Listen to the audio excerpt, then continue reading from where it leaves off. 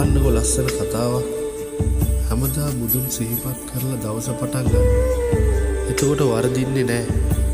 නිතරම සිනාමස මූණෙන් සිටින්න. ලස්සන දේවල් ජීවිතයට එකතු වේවි.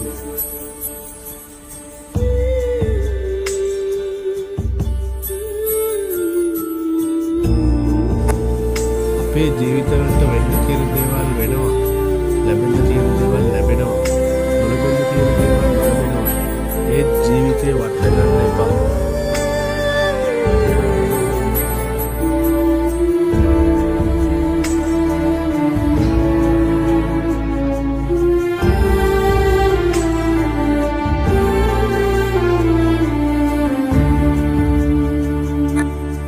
ඉවසලා ඉන්නකෝ. කාලය ආවම